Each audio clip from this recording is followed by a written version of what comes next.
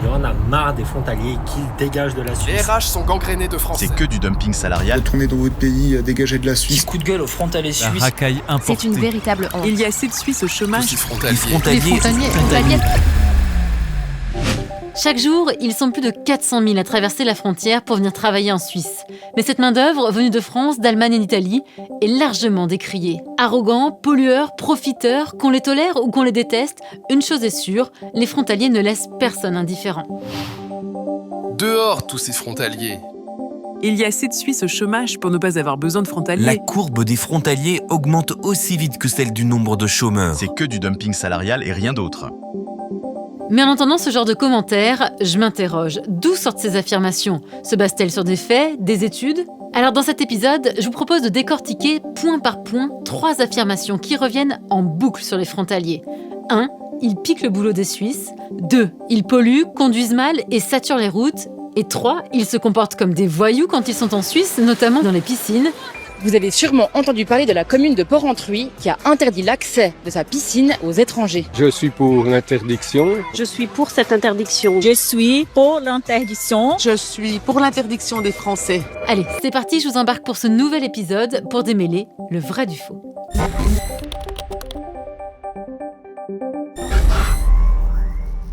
Mais avant de commencer ce sujet, il faut que je vous dise quelque chose, car je tiens à être transparente avec vous. Je suis moi-même frontalière, mais je suis d'abord et avant tout journaliste, et mon métier, je l'ai toujours exercé avec rigueur et objectivité. D'ailleurs, je profite de ce trajet quotidien et du passage de frontières pour faire une précision. Parce que certains m'accuseront sûrement d'être jugé parti, voire pire encore, et bien je n'ai qu'une réponse. Restez jusqu'au bout de cette vidéo et vous le verrez. La meilleure démonstration reste encore et toujours l'enquête. Et que les chiffres soient favorables ou défavorables aux frontaliers, rien ne sera caché, tout sera décortiqué, sans tabou, même la question brûlante des possibles copinages et recrutements entre frontaliers. Mais je vous en dis pas plus, restez avec nous. Évidemment, dans cet épisode, on ne pourra pas tout passer au crible, car des affirmations sur des frontaliers, il y en a des tonnes. Alors je vais vous expliquer comment on a choisi de travailler avec ma communauté. Petit rappel, si vous venez de nous rejoindre, les personnes que vous allez entendre ne sont pas des experts, des spécialistes, ce sont des citoyens-citoyennes passionnés de recherche en ligne et de fact-checking et qui ont accepté de donner un petit peu de leur temps chaque mois pour vérifier avec moi des informations et enquêter. Bonjour à toutes et à tous. Hello. Bienvenue. Bonjour. Bonjour. Je crois que tout le monde est connecté, on va pouvoir démarrer. Alors aujourd'hui, j'aimerais qu'on vérifie ensemble les déclarations récentes qu'il y a eu dans la presse et dans les réseaux sociaux sur les frontaliers, parce qu'on peut lire à peu près tout et n'importe quoi. Donc l'objectif ensemble, ce serait de vérifier et surtout de trouver des sources fiables pour pouvoir faire le tri entre le vrai et le faux. Juste que vous sachiez, j'ai vu que sur le site de l'OFS, il y a une section qui est consacrée aux frontaliers, statistiques des frontaliers, ça s'appelle STAF. Donc faut pas hésiter à aller voir, il y a des tableaux, on peut vraiment régler par canton, par origine, tout ça, donc faut pas hésiter. Alors juste un point, faites bien attention à pas tout centrer sur Genève, n'hésitez pas à regarder ce qui se passe dans les autres cantons, Jura, Bâle, Vaud, Neuchâtel, c'est très important aussi. J'avais juste une question. Comment est-ce qu'on fait par rapport à la piscine de Porrentruy pour voir si effectivement les incivilités répétées, elles sont dues à la proximité avec la France? Je trouve que c'est une question hyper importante et d'ailleurs ça devrait être le premier point qu'on va vérifier tous ensemble parce que c'est quelque chose que tous les médias ont repris en boucle mais personne n'a demandé à vérifier les chiffres, il me semble. Je crois que c'était le maire de Porrentruy qui expliquait sa décision par le fait que toutes les communes frontalières avaient fermé leurs piscines municipales justement à cause des incivilités. Donc c'est lui qui le dit, j'ai rien vérifié, mais ce serait des choses à vérifier. Je crois que c'est pas la première fois que la piscine fait ça. Et du coup, peut-être qu'on pourrait regarder par rapport à l'année dernière et comparer avec d'autres années. Une précision, les Français qui travaillent en Suisse sont autorisés à aller à la piscine, mais pas leur famille. Évidemment, cette histoire a fait le buzz pendant des semaines. C'est l'affaire qui secoue depuis quelques jours les relations franco-suisses. Tout l'été, les Français ne seront plus les bienvenus à la piscine de la commune de Porrentruy. S'ils font le bordel, je comprends que les Suisses aient envie d'interdire la piscine aux Français. Les Suisses ne veulent pas de la racaille importée. Et tout le monde sait de quelle pourriture il s'agit.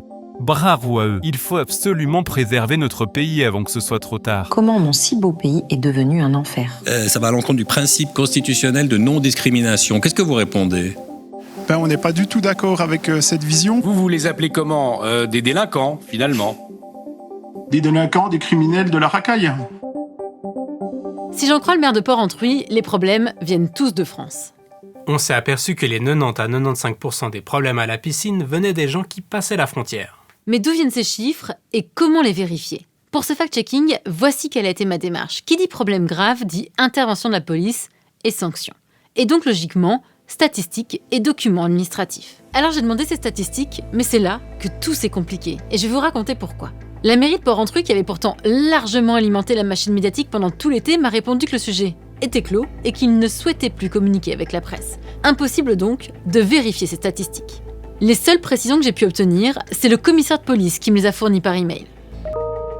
Selon lui, aucun objet n'a été confisqué au cours de ces interventions et aucune dégradation matérielle n'a été commise dans cette piscine. Pas de couteau, pas de casse, mais alors de quoi parle-t-on exactement et combien d'événements graves sont intervenus ? À force d'envoyer email sur email, le commissaire de police de Porrentruy a fini par me transmettre ces fameux chiffres. Mais j'ai eu beau chercher année après année, je n'ai pas trouvé de référence à ces 95%. En fait, les chiffres varient énormément d'une année sur l'autre. En 2022, 91% des interdictions de piscine ont été prononcées contre des personnes domiciliées en France, mais seulement 50% en 2023 et 100% en 2024, 82% en 2025. Alors oui, c'est vrai, une très large majorité des interdictions ont bien été prononcées contre des personnes résidant en France, mais aucun de ces chiffres ne permet d'affirmer que 95% des problèmes viennent de l'autre côté de la frontière. Et il y a un détail qui est très intéressant. En 2020, la piscine de Porrentruy avait déjà fermé ses portes et interdit l'accès aux Français. Et regardez bien ce qui s'est passé cette année-là. Il y a eu 5 interdictions prononcées contre des résidents français et 8 contre des Suisses. Ça, c'était pour le premier point. Mais il y avait une deuxième justification invoquée par les autorités de Porrentruy pour interdire l'accès aux Français. Regardez. Il y a quand même une situation avérée. En France voisine, une grande majorité des piscines sont fermées. Coups et insultes se sont multipliés avec aussi des petites incivilités récurrentes. En France, les piscines publiques font face aux incivilités. Alsace, les fermetures de piscines se multiplient après des agressions. Fermeture définitive des bains de Dieppe. Les piscines du Val-de-Marne à la dérive. Surtout quand les piscines de France voisine ferment les unes après les autres. Salut Aline, salut Natacha. Hello. Alors, est-ce que vous avez eu le temps de regarder les citations que je viens de vous envoyer ? Moi, j'ai vu que 40% des piscines françaises étaient vétustes, selon la Fédération française de natation. Et c'est vrai qu'il y a bien des piscines qui ont fermé dans le nord de la France à cause d'incivilités. Mais est-ce que c'est vraiment le cas à côté de Porrentruy ? T'as fait comment pour vérifier ça, Aline ? Oui, alors déjà, je suis allée sur Google Earth et j'ai pris l'outil mesurer et j'ai tracé un rayon de 50 km. Et ensuite, je suis passée sur Maps pour chercher toutes les piscines dans ce rayon. Et ça t'amène jusqu'à où, du coup, ce rayon, tu nous montres ? Oui, ça va jusqu'à Montbéliard, Delle, Belfort. Ouais, si je peux juste te couper, Aileen, moi j'ai regardé en fait combien de temps ça aurait pris pour aller jusqu'à Porrentruy. Donc depuis Delle, ça fait 20 minutes. Ensuite, depuis Belfort ou Montbéliard, ça prend 1h30 juste pour l'aller. Ah ouais, c'est franchement pas à côté. Mais ce que je comprends pas, c'est que les responsables de la piscine de Porrentruy, eux, ils répètent qu'ils ont eu beaucoup de jeunes Français parce que justement, de l'autre côté de la frontière, les piscines ferment les unes après les autres. Alors, est-ce que c'est vrai ça ? Alors moi, j'ai trouvé une piscine à Valentinay qui avait fermé, ça s'appelait Swim Val Piscine. Et ça a fermé le 6 juillet 2025. Mais déjà, c'était une piscine intérieure, donc c'est pas top en été. Et en plus, ça a fermé pour des raisons financières, donc pas du tout délinquance. Ok, mais vous êtes sûr qu'il n'y en a pas d'autres ? Parce que moi, j'ai vu passer cet article du Blick qui mentionnait la piscine de Delle. Attendez, je vous partage l'article. Ça dit à Delle, une piscine à l'abandon, et là, il montre même la bâche, etc. En réalité, le problème des incivilités, violences et bagarres liées aux bandes de jeunes avant la fermeture était tel que les faibles moyens sécuritaires à disposition n'avaient pas suffi à les résoudre. Effectivement, on a contacté le directeur de la piscine de Delle qui a dénoncé les fausses informations qui circulent à son sujet. Aucun problème d'insécurité ou de violence n'a jamais entraîné la fermeture de l'équipement depuis 2020.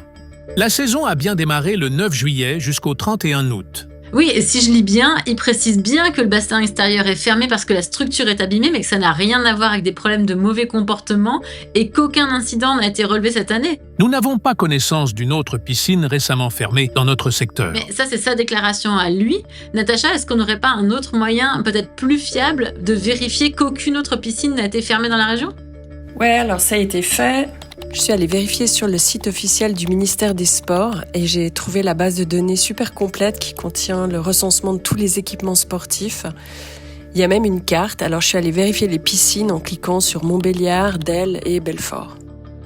Mais cet outil ne permet pas de remonter dans le temps. Alors j'ai contacté le ministère des Sports et j'ai pu obtenir une vérification très importante.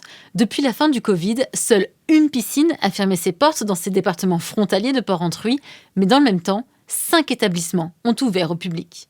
On est donc face à une fausse information relayée par les autorités de Porrentruy qui, je le précise, ont refusé jusqu'au bout de nous transmettre les documents demandés pour ce fact-checking, malgré notre demande en transparence. Faire le buzz avec de fausses informations, c'est de plus en plus fréquent. Mais généralement, quand on parle de frontaliers, c'est pas pour parler piscine, mais plutôt emploi, chômage et dumping salarial. Avec cette idée qui revient en boucle, celle que les Suisses se feraient voler leur emploi par des frontaliers qui accepteraient sans broncher des salaires bien inférieurs. Dans ma boîte, ils virent des gens à 5005 pour reprendre des autres à 3008. Au Jura, j'ai perdu mon emploi et l'entreprise préfère garder ses frontaliers. C'est normal, les RH viennent de France. Mais pourquoi ces Suisses sont au chômage ? Les migrations doivent être freinées car elles créent du Un chômage. père de famille a perdu son emploi parce que cela coûtait trop cher à l'employeur. Il a été remplacé par un frontalier. Alors le fait, on peut vérifier qu'il y a plus de frontaliers, par exemple, statistiquement, et ça augmente. Mais après, c'est des propos. Ben là, le début, un père de famille a été remplacé. Ben voilà, ça peut. Il y a peut-être eu d'autres événements qui font qu'il a été licencié. Puis c'est peut-être juste sur le coup de la colère, quelqu'un qui a commenté ça et puis il veut bien raconter ce qui l'intéresse. Donc c'est dur, je trouve, de dire bah ouais, c'est vrai ou faux. On n'a pas le contexte. Donc sur une partie, on peut dire bah plutôt vrai. Sur la partie vraiment en chiffres et puis sur la partie du licenciement, c'est compliqué. Bah, je suis d'accord avec toi, peut-être qu'on devrait se mettre tous d'accord sur une catégorie ni vrai ni faux, mais pas assez de contexte, on peut pas vérifier, qu'est-ce que vous en pensez ? Je suis assez d'accord avec ça. Non vérifiable, ouais. Aline, c'est toi qui as vérifié la phrase sur les travailleurs frontaliers dans la santé et le fait que la Suisse ne forme pas assez de personnel dans ce domaine, c'est ça ? Effectivement, dans la santé, il y a des gros manques en Suisse, que ce soit pour le personnel hospitalier ou pour les médecins. Je suis allée regarder les statistiques. J'ai trouvé un indicateur du marché du travail pour 2024 qui indiquait qu'il y avait à peu près 40% des établissements qui n'arrivent pas à trouver de la main-d'œuvre qualifiée. Moi, j'ai un peu les mêmes sources qu'Aileen, je pense. Les frontaliers font les boulots que les Suisses ne veulent pas faire. Du coup, plutôt vrai ou plutôt faux ? Hyper difficile à vérifier. Donc moi, j'ai mis que les frontaliers français ne font pas uniquement les boulots que les Suisses ne veulent pas faire. On les retrouve aussi dans les secteurs qualifiés comme l'horlogerie, la finance, l'ingénierie. Moi, j'étais dans une entreprise au Bouvray où pourtant, en étant proche de la frontière, je pense que la direction faisait le nécessaire pour pas prendre des frontaliers parce que, si je me trompe pas, s'il y en avait 1 ou 2 sur 100 personnes, c'était pas mal. Et par contre, du côté Jura, bah là, c'était la majorité, c'était, je pense, plus de 90% de frontaliers. Voilà, j'ai de l'expérience. Mais après, il faut pouvoir trouver un peu des données là-dedans, mais... Oui, mais c'est exactement ça. L'idée, c'est de trouver des statistiques, des données pour aller justement au-delà du ressenti. Mais Valérie, en tant que DRH, il y a quand même des règles pour favoriser les chômeurs suisses, non ? Moi, dans ma pratique RH, j'ai pu constater qu'il y a plutôt une préférence nationale parce que culturellement, l'intégration, elle est plus facile. Après, il y a une exception, c'est pour des profils rares où on n'arrive pas à recruter en Suisse et où on a tendance à prendre des voies d'études françaises ou étrangères. Et j'ai aussi cette obligation d'annonce pour certains types de postes pour lesquels le taux de chômage est élevé. Et puis, dans ce cas de figure, il y a une priorité en fait nationale d'annonce de 5 jours qui est donnée aux personnes qui sont inscrites dans des ORP suisses. Donc, les personnes qui sont au chômage et inscrites en Suisse, elles sont favorisées parce qu'elles reçoivent les annonces en premier, si je comprends bien. Mais ça marche, il y a des fois où tu ne postes même pas les annonces sur un autre canal une semaine après ? C'est honnêtement extrêmement rare qu'au bout d'une semaine, j'arrête la publication et c'est généralement au bout de 2 semaines qu'on prend en compte les candidatures qui sont reçues. Donc au fond, il y a une priorité, mais c'est dans ma pratique pas forcément un avantage. Alors oui, c'est factuel. Le nombre de frontaliers n'a fait qu'augmenter ces dernières années. Sur ce point, il n'y a aucun débat, plus 250% de frontaliers depuis l'introduction de la libre circulation en 2002. Mais les frontaliers veulent-ils réellement le travail des Suisses ? Ça, c'est toute la question. En gros, est-ce que des Suisses se retrouvent au chômage parce que des frontaliers moins regardants sur les salaires auraient pris leur poste ? Pour vérifier ça, je vous propose un outil simple et ultra efficace, la statistique. En cliquant ici sur le site de l'OFS, l'Office fédéral de la statistique, j'ai récupéré les données et comparé 2 courbes, celle de l'évolution du nombre de frontaliers et celle de l'évolution du taux de chômage. Verdict, nulle part le chômage ne semble avoir bondi à cause des frontaliers. Même dans les cantons du Tessin et de Genève qui embauchent le plus de frontaliers, le nombre de chômeurs est resté stable entre 2002 et 2025. À première vue donc, la réponse est non. Les frontaliers ne piquent pas le job des Suisses. Mais comme je ne suis pas statisticienne et qu'on peut toujours se tromper en interprétant ces chiffres, je vous propose d'aller vérifier directement avec l'Office fédéral de la statistique à Neuchâtel. On a cette idée, ce préjugé que les frontaliers piquent le travail des Suisses. Alors nous, ce qu'on a essayé de faire, c'est de comparer le nombre de chômeurs avec le nombre de frontaliers. Est-ce que c'est juste, selon vous, de conclure qu'il n'y a pas de lien, de causalité entre le taux de chômage plus élevé et le nombre de frontaliers ? Alors effectivement, il est difficile d'effectuer un lien de cause à effet entre ces deux informations. Maintenant, ce qu'on peut constater, c'est que dans des cantons dans lesquels la progression du nombre de frontaliers a explosé ces 10 dernières années, comme le canton de Genève, Tessin également, Vaud ou le Tessin, en fait, ce qu'on observe, c'est que le taux de chômage a diminué. Donc, effectivement, c'est difficile d'établir une corrélation entre le nombre de frontaliers qui exercent dans un canton et le taux de chômage. Avec l'ère des fake news, des déclarations à tout va sur les réseaux sociaux, pourquoi est-ce que c'est si important d'avoir des statistiques nationales fiables ? Alors, il faut toujours se méfier des interprétations un petit peu hâtives.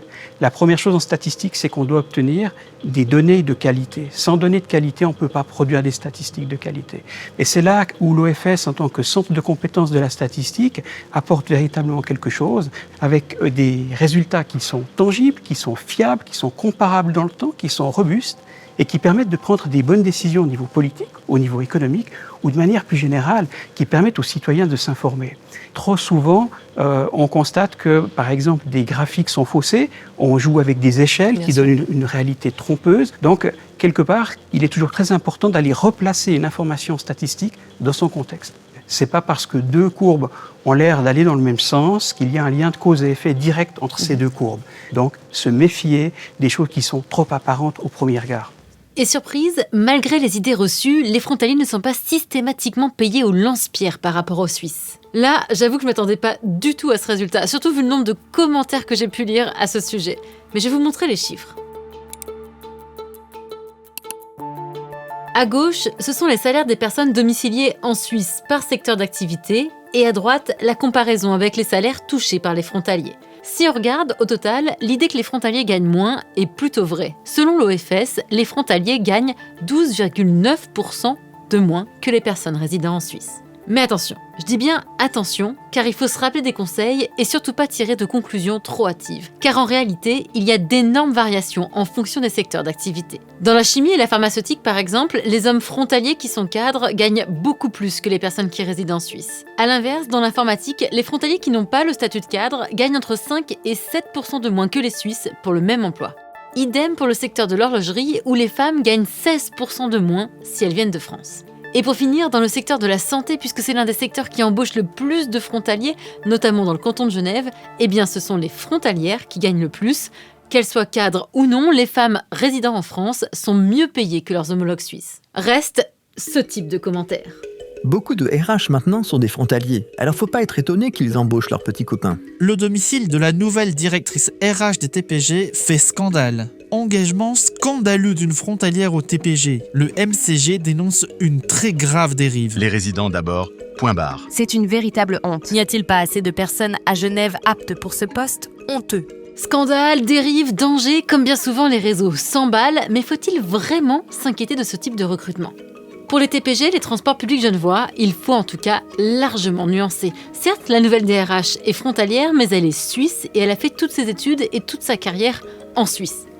Et contactés, les TPG nous ont précisé qu'à compétences égales, les personnes résidant en Suisse seront toujours privilégiées à l'embauche. Et au-delà des mots, la preuve en chiffres, en 2024, les TPG ont embauché plus de 200 conducteurs et conductrices, tous résidant en Suisse. Au final, en 2025, 16% des employés des TPG sont des frontaliers. Et contrairement aux commentaires qui ont enflammé les réseaux sociaux, cette tendance est à la baisse depuis 2020. Ok, ça c'était pour les TPG, mais ça donne quoi dans le reste de la Suisse? Est-ce que les DRH frontaliers tirent vraiment toutes les ficelles?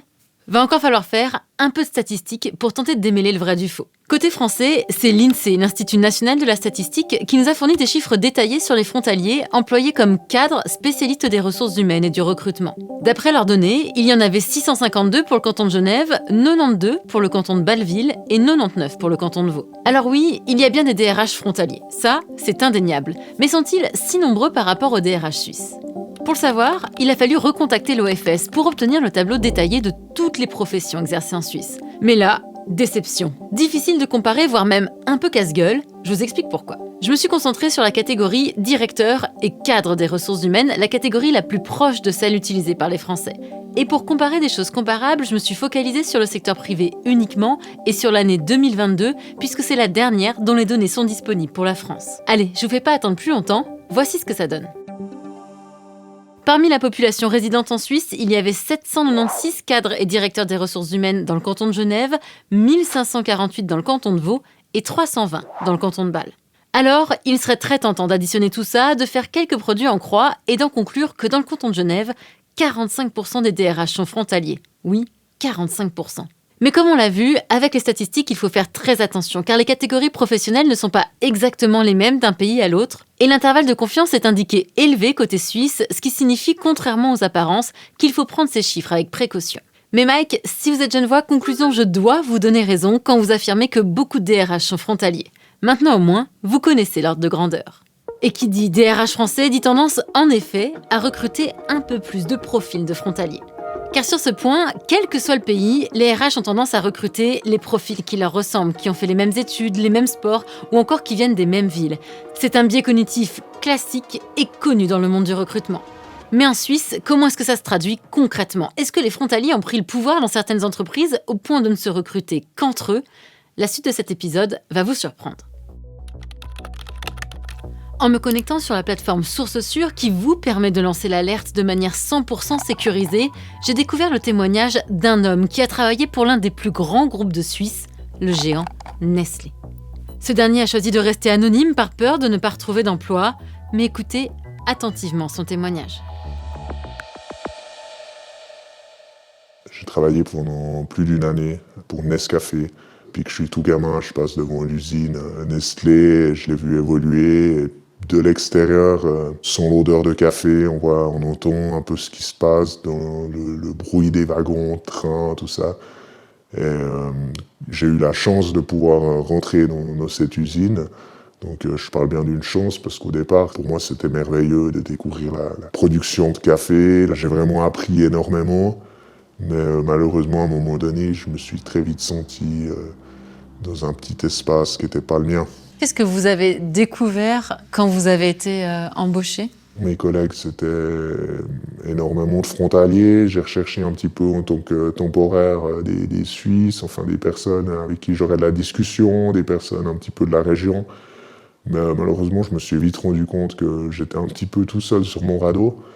J'ai absolument rien contre eux, mais dès le moment où j'ai commencé à avoir cette étiquette du paysan qui vient d'un village, je me suis vite retrouvé dénigré par tout un groupe. Ça a eu quoi comme conséquence concrètement pour vous au quotidien? Il m'appelait le Suisse en fait, j'étais le Suisse. Et surtout une fois, je suis arrivé avec ma gamelle qui était réchauffée, on était, il faisait assez chaud, donc on mangeait dehors sur une table. Et quand j'ai voulu me poser à la table, on m'a dit tu viens pas t'asseoir à notre table suisse, tu vas manger plus loin. Un jour, je suis descendu dans le vestiaire, j'ai vu qu'ils avaient dessiné une croix gammée sur mon casier. Ça m'a bouleversé parce que justement, je leur disais de respecter la propreté, l'hygiène et puis mettre leur protection. Et eux, c'était des gars qui n'étaient pas forcément là pour aller dans le sens de l'usine et d'aller dans le sens des règles. Ils étaient clairement là pour se faire du fric. C'était pas pour Nestlé qu'ils travaillaient, c'était pour leur compte aux banques. Quand j'ai commencé à dénoncer ça, je pense que j'ai eu la place, cette image un petit peu du Suisse qui balance, alors que je faisais juste mon travail et j'essayais de respecter les règles de l'usine. Pourquoi, selon vous, il y avait autant de frontaliers qui travaillent dans cette usine? Comment ça s'explique, ça? Je pense parce que c'est une usine qui est limitrophe à la France. Et puis, il y a eu aussi beaucoup de copinage qui se faisait. Donc, les chefs qui engagent des fixes, qui engagent des temporaires. Parce que les chefs étaient eux-mêmes des frontaliers ? Les chefs étaient eux-mêmes des frontaliers qui engagent des amis à eux ou des anciennes connaissances. En tant que Suisse, on me répétait souvent que j'avais pas ma place dans un groupe comme Nescafé. Qu'est-ce que tu fous là ? Pourquoi tu travailles avec des salaires aussi bas ? Enfin, normalement, les Suisses, vous avez des endroits où travailler qui sont mieux que ça. Et je me retrouvais pas là-dedans, en fait, à me faire dénigrer un petit peu tout le temps. Si je vous dis frontalier, du coup, aujourd'hui, comment est-ce que vous percevez ce terme-là ? Je ressens vraiment de la colère, pas pour tous les frontaliers, il faut pas faire un amalgame, mais pour vraiment certains frontaliers qui se serrent les coudes entre eux et puis qui se font monter les uns les autres. Je trouve un petit peu dommage que Nestlé engage des personnes qui se tapent 2 heures de voiture tous les jours, alors qu'il y a d'autres personnes qui rechercheraient de l'emploi localement. Pour moi, c'est quelque chose de complètement immoral. Et je pense qu'il faut le vivre pour réaliser que c'est pas quelque chose qui est dans les standards d'une entreprise comme Nestlé. Enfin, ça ne devrait pas l'être. Aujourd'hui, qu'est-ce que vous espérez avec ce témoignage ? J'espère juste surtout faire prendre conscience que le petit logo de Nestlé avec les petits oiseaux qui amènent le verre dans le nid, c'est pas aussi paisible que ce qu'on pourrait y croire. Contactés, les responsables de Nestlé précisent tout d'abord qu'ils ne peuvent pas divulguer de détails sur un employé, mais ils m'ont fait parvenir cette réponse. Nous sommes très surpris de ce témoignage qui ne correspond pas à ce que nous avons observé durant les rapports de travail avec cette personne. Nous nous engageons à offrir des conditions de travail équitables et conformes à la législation suisse. Notre politique de recrutement repose sur des critères objectifs tels que les compétences, l'expérience et l'adéquation au poste, sans distinction d'origine, de genre ou d'âge. Nous observons une politique ferme et une tolérance zéro en matière de discrimination. Point important, Nestlé dément embaucher majoritairement des frontaliers pour son usine. L'usine d'Orbe compte en moyenne 230 collaborateurs fixes et 20 à 40 temporaires, selon les besoins saisonniers. Près de la moitié des temporaires sont frontaliers.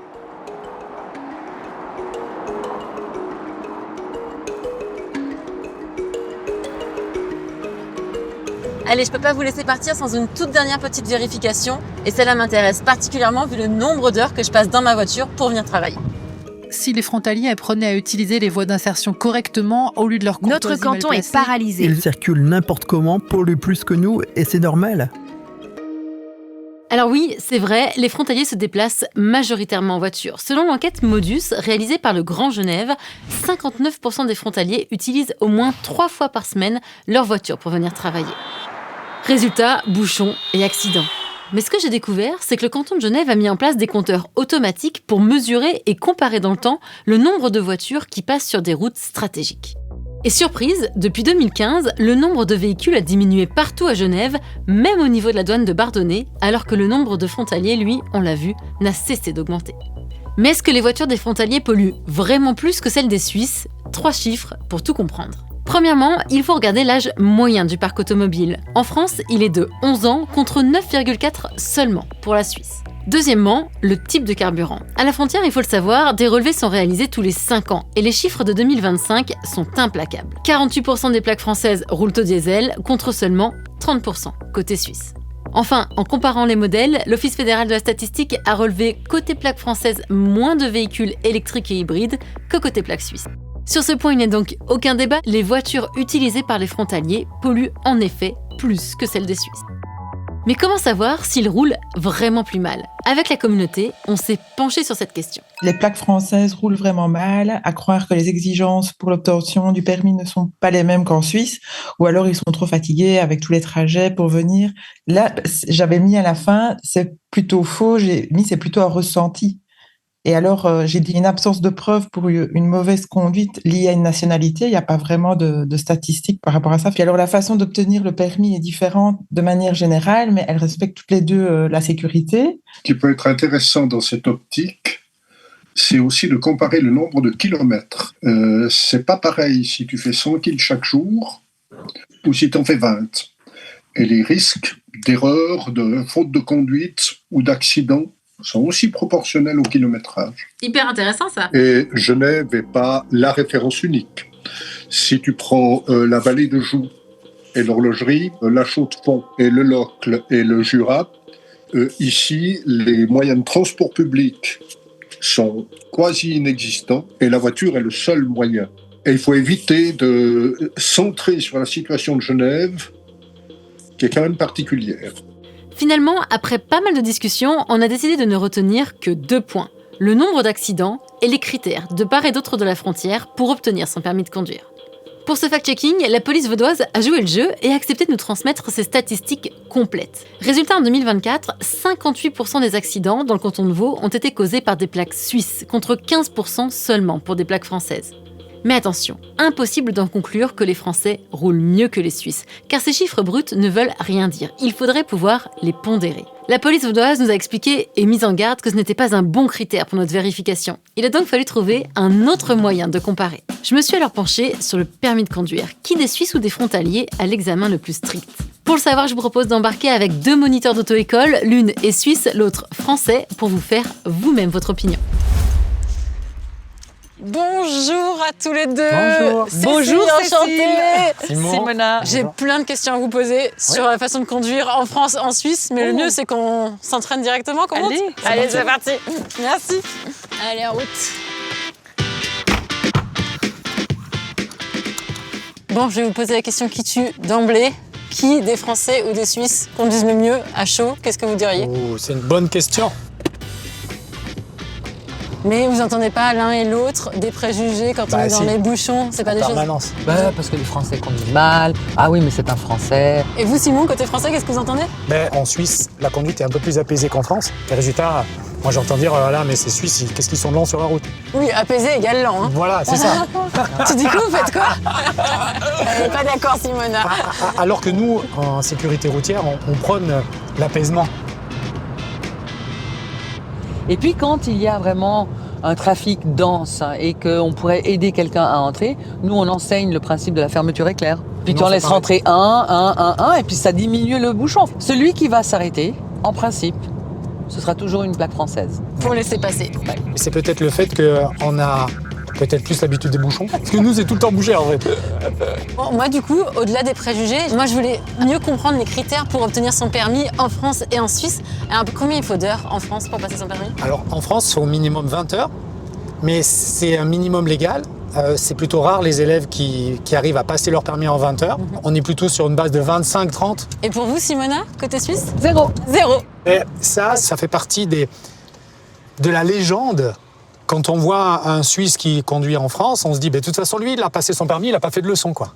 Alors que dans les faits, c'est très rare, ce que tu dis. En 23 ans, une personne. C'est ça. Voilà. Ce qui veut dire que ça reste exceptionnel, mais c'est pour dire juste que si on a ce qu'il faut pour se préparer, on n'a pas besoin d'un moniteur. Mais 99% des personnes, voire même plus, doivent prendre des cours.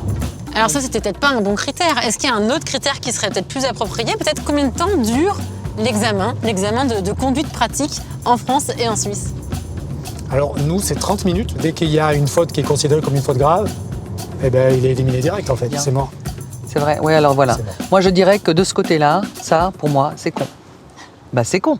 Et qui, dans la vraie vie, donne une seule chance. Et côté suisse, du coup, chez nous, l'examen pratique dure entre, on va dire, 45 et 55 minutes. Et il y a une pondération.